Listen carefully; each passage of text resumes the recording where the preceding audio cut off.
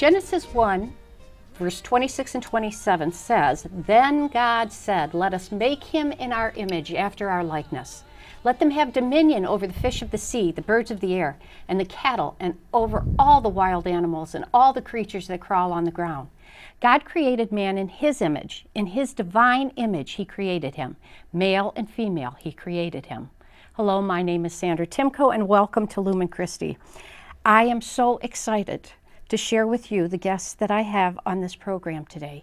There is such an amazing amount of information that I think that we may have to do 2 or 3 segments, and I advise you to get a piece of paper, a tablet of paper, and a pencil or pen, because almost every family in America has been scraped by the malady of autism.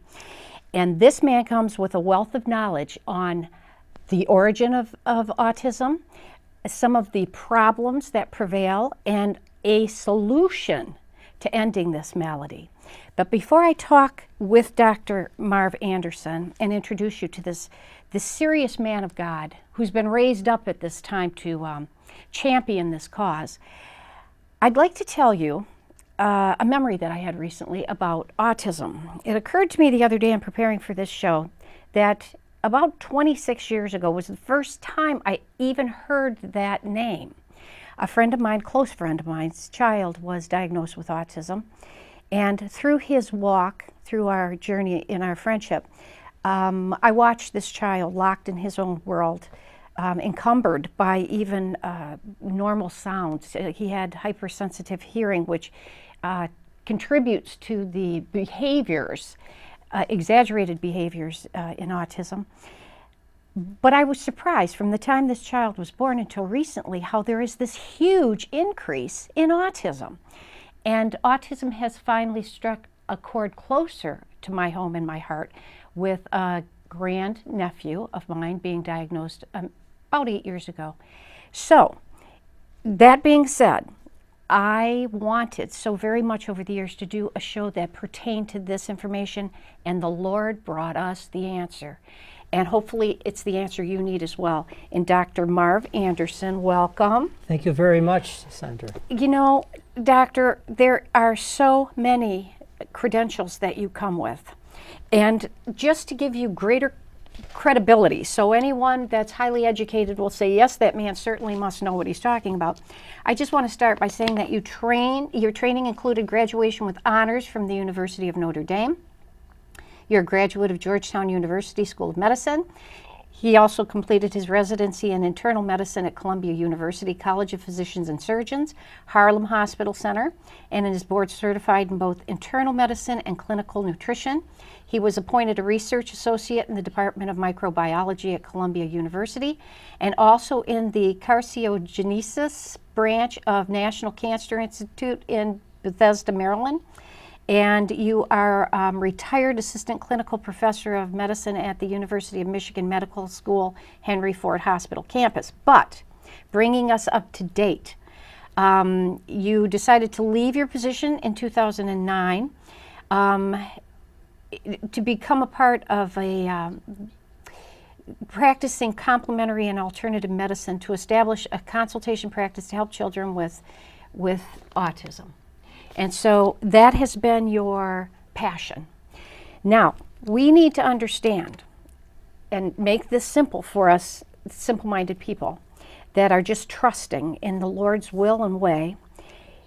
You have realized that there is a real root to the cause of autism. This is not just a hit-and-miss thing, okay?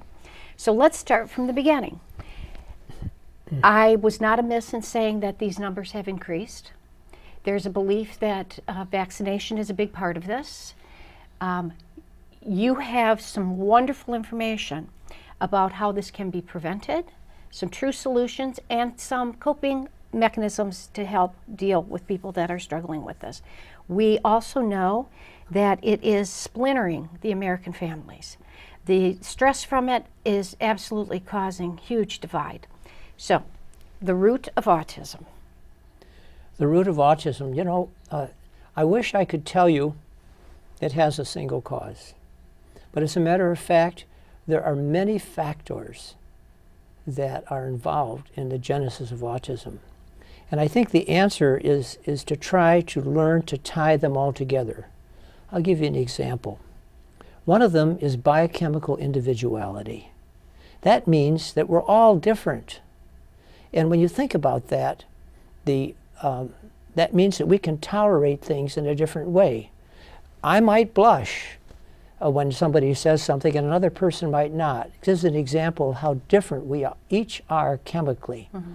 So first of all, we have the biochemical individuality we have to take into account. Secondly, there are inherited predispositions to autism or to diseases in general, to diabetes, to heart disease.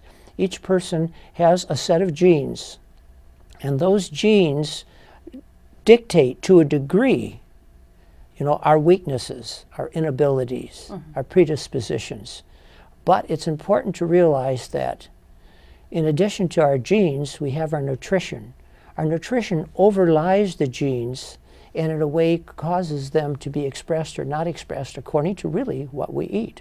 So just to summarize so far now, we've talked about biochemical individuality, we've talked about genetic predisposition.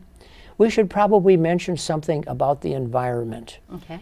The environment, Sandra, has become increasingly more toxic. For example, it's been established in Texas, I believe this is correct, that for every 1,000 pounds of mercury that is released into the air, autism increases over 60%. That's an environmental factor. Our food supply is absolutely despicable. It's bad for 4 reasons. The first that I can figure out. The first reason is that we choose bad food, and so that's what is produced and provided for us. The second reason is that our food supply is nutritionally depleted. In 1939, the then Henry Wallace, the Secretary of Agriculture of the United States, wrote, "We have treated our soil poorly," and only at that time because the soil was not tended carefully, which was a dictate that we got from God in the Garden of Eden, to tend the soil. Since that had not happened in that time, only 42% of our American farmland was commercially usable because it had been depleted. All right, just for simple explanation, explain some of the reasons how the depletion of the soil happened. Being bombarded with chemicals in farming? That came after World War II. Okay. This was before the chemical era. And that's a very good question. Well, thanks. We can thank him. He's pouring them in. Go ahead. Go on ahead and give credit where credit is due. That's right.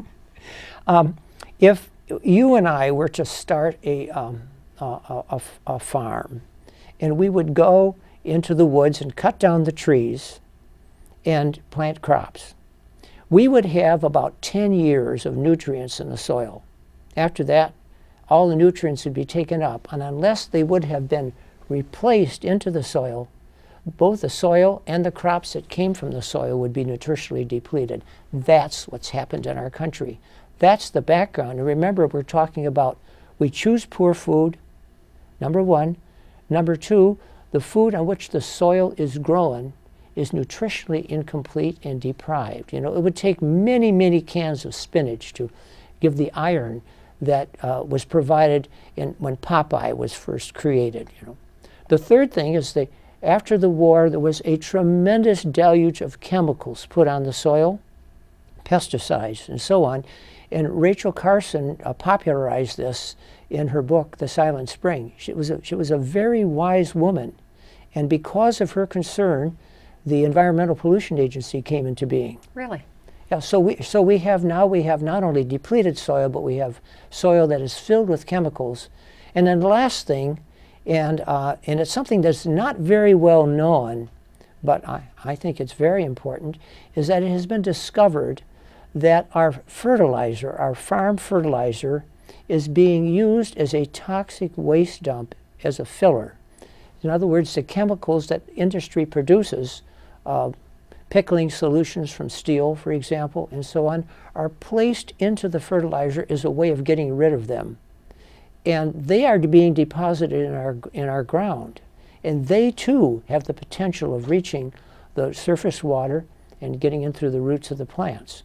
So we're talking about autism now, and just going back to focus, we talked about biochemical individuality, genetic predisposition, a toxic environment, bad food, and then on top of that, we have to think about something which a lady came all the way, halfway across the world, and I met with her last week in Phoenix.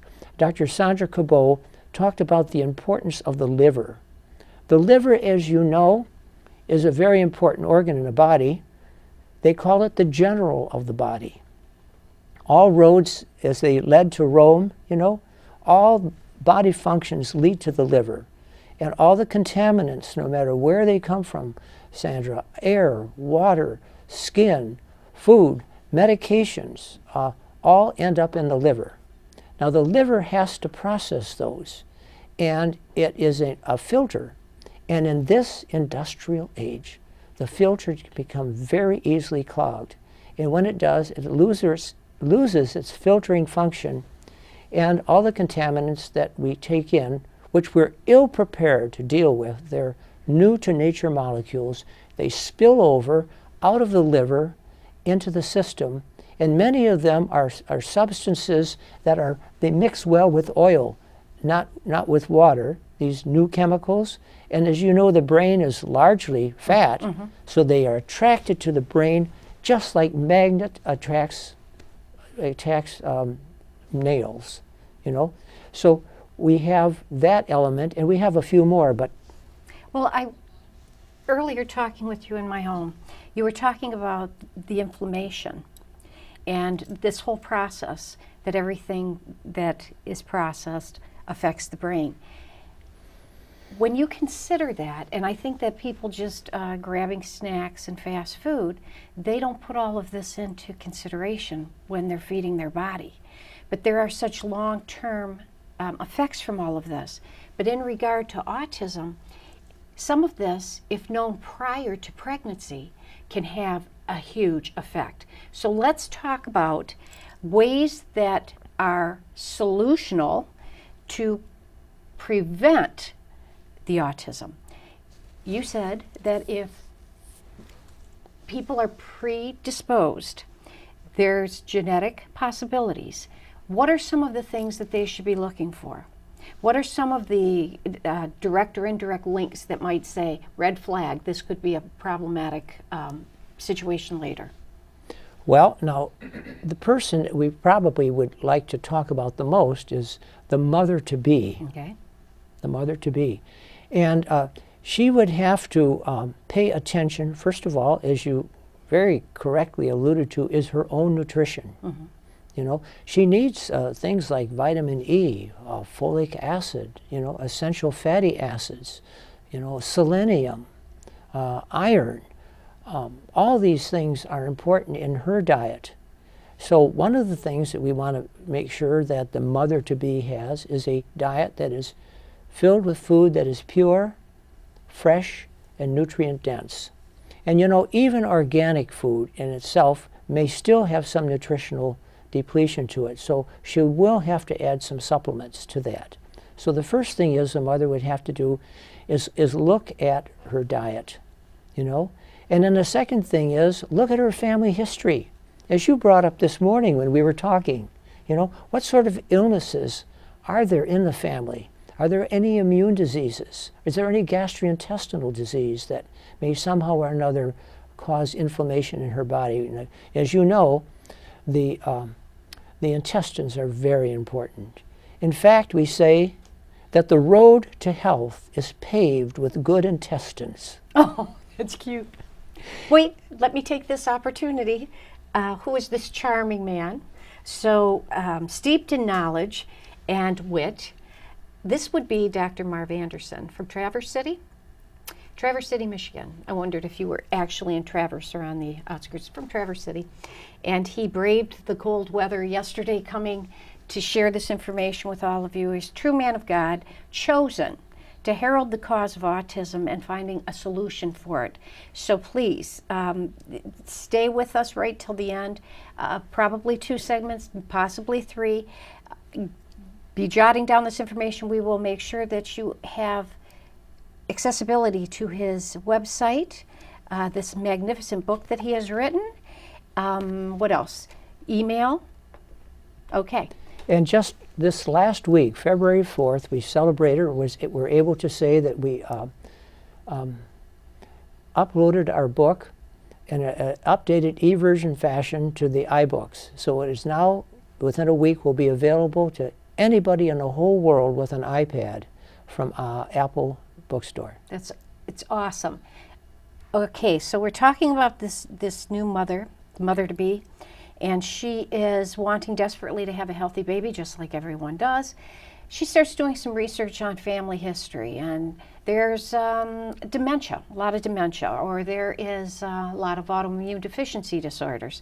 What else should she be concerned about that could possibly be a little bit of a foreshadowing? Well, you mean in terms of diseases, you know, diabetes, especially type 1 diabetes is important. Alzheimer's, dementia, a history of neurodevelopmental disorder. That means like autism or Asperger's disease or these other things that environment seems to impact. Those are indications that the woman has to tread more carefully, you know, and prepare herself better. We were talking about the preparation too, you know, and things that don't go very well are a long history of antibiotics. And a lot of antibiotic use. And I'd like to just talk a little bit now, if I could, Of course. about a really important concept that occurs early in life, and that's called fetal microbial imprinting. It's a 50-cent word, but you don't have to use that word. What it means is that when a little baby is born, the mother has to impart to the child the correct gastrointestinal organisms, the good bugs that live in the GI tract. And a lot of them depends on whether or not the mother has had antibiotics and have destroyed these organisms and hasn't taken enough good organisms, maybe probiotics into her body or natural fermented foods, which is where we are right now, so that she cannot deliver to the child through the breast milk, you know, healthy organisms. So antibiotics, if the mother has had a lot of them, are something to be concerned about. Also, if she's taken a lot of medicines, and the one that seems to be taking a great hit these days, and very appropriately, is acetaminophen. Acetaminophen is our biggest pain reliever. It has a commercial name. It's called acetaminophen is its generic name. It's also in Europe, it's called paracetamol, but it's in many, many prescriptions and over-the-counter pain relievers.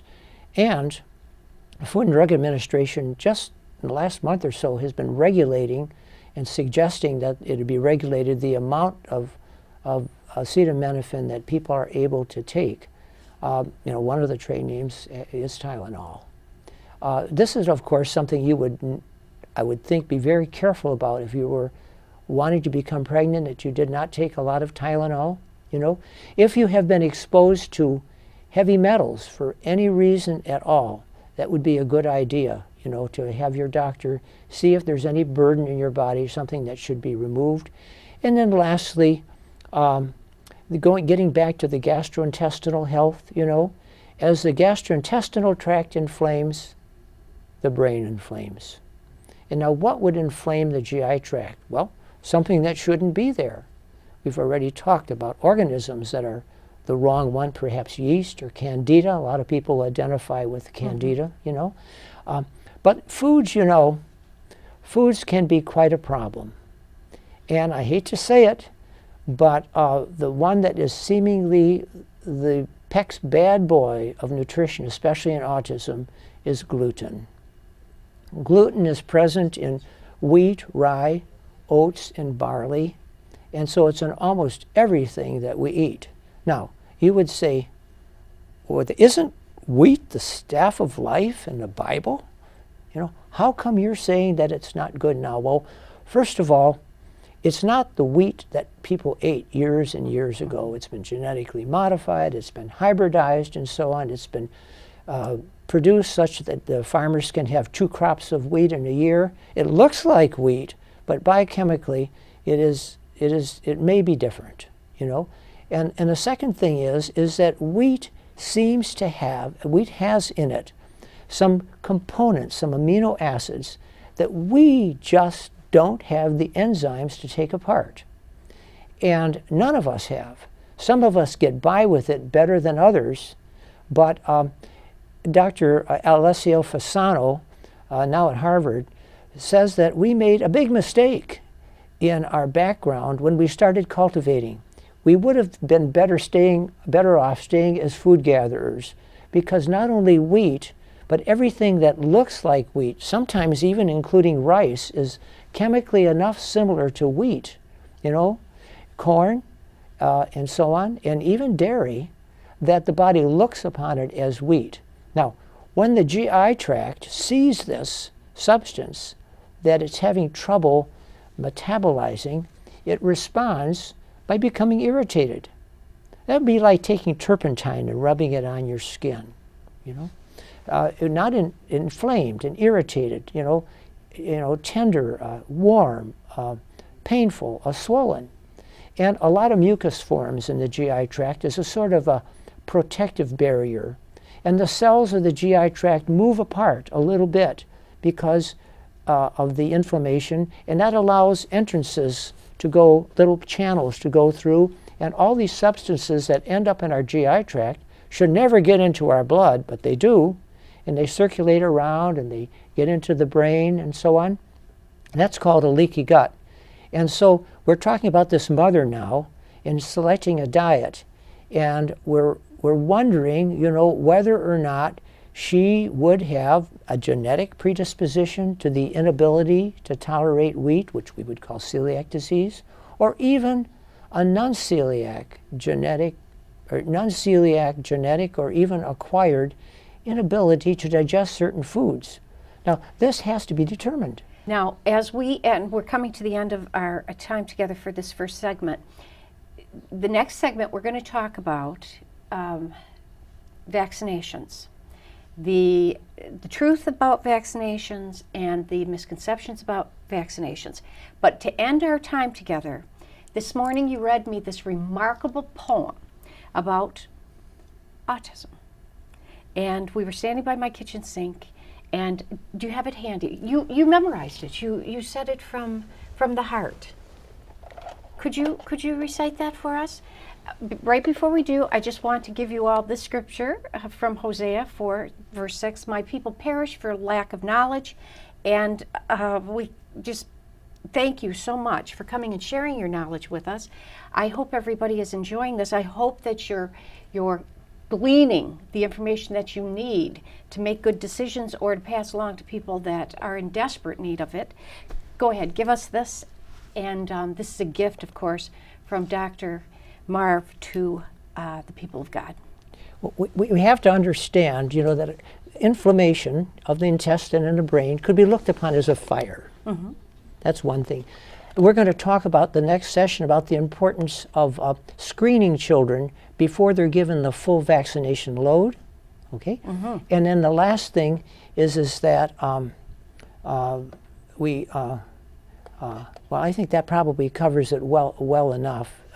And then what we can do as a group of people to make a change. That's right, the importance of the liver. Yes.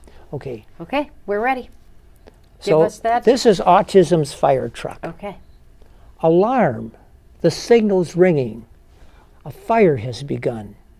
Station doors start swinging. Truck A begins its run. Horn and siren blaring. Lights all flashing red. Clanging bell declaring, make clear the road ahead.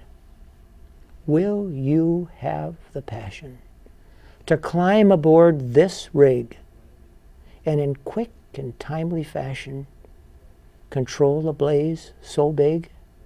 The environment is blameful. Toxin levels soar. The damage done is shameful. Truck A responds once more. Our children's brains are burning. Autism's fire holds sway. It limits our loved ones' learning and makes them look away.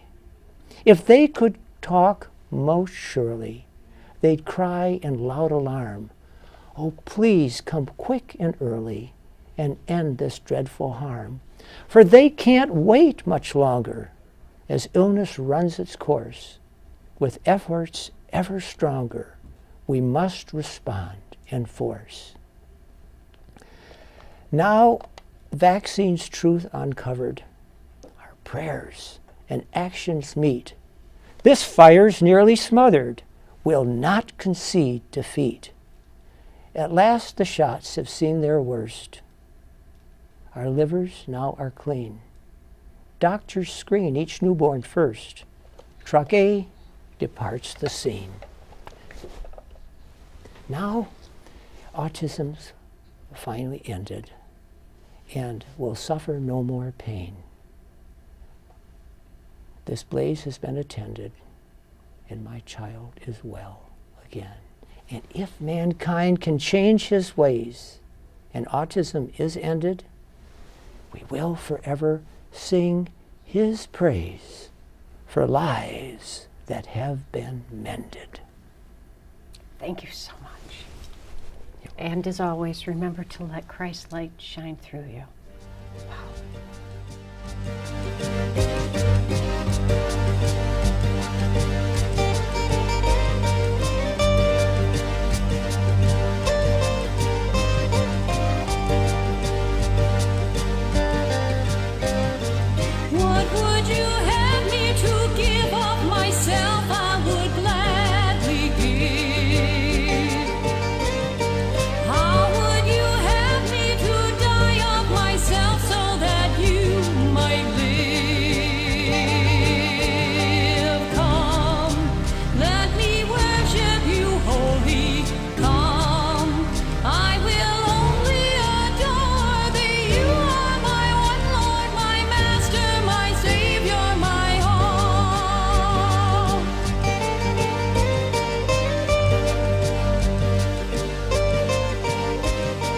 Send